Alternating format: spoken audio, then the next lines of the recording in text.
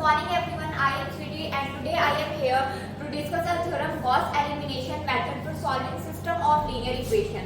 So let's get started.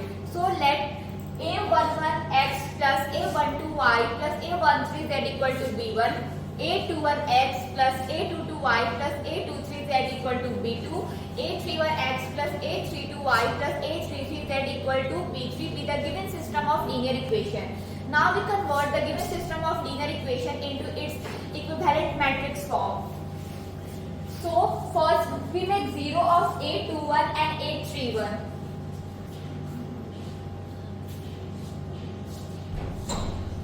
So the formula, firstly we make 0 of a21 and a31. So the formula of R2 minus a21 by a11 R1. Here R2 denotes that a21 belongs to row 2 and we take help from a11 row 1 to make 0 of a21 and same R3 minus a31 by a11 R1.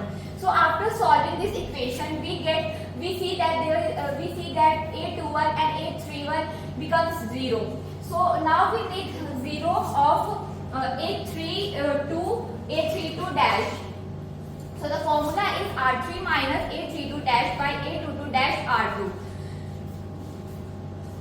Now we convert above matrices into its equivalent equation form. So a11x plus a12y plus a13z equal to b1, a22 dash y plus a23 dash z equal to b2 dash and a33 double dash z equal to b3 double dash. So from after solving this equation we get value of x, y and z. So from equation 3 we get value of z. After putting the value of z in equation 2 we get value of y, and after putting the value of y and z in equation first we get value of x. So here are some more important points that you must know. So if a33 double dash not equal to 0 then the given system of linear equation have unique solution. If a33 double dash equal to 0 then the given system of linear equation have infinite solution, and if a33 double dash equal to 0 and b3 double dash not equal to 0 then the given system of linear equation has solution. So here is the question on Gauss elimination method. The question is x plus 3y plus 6z equal to 12, x plus 4y plus 5z equal to 40 and x plus 6y plus 7z equal to 80. So with the given system of linear equation, so we convert the given system of linear equation into its equivalent matrix form. So you see, we can see that, so we make first 0 of x and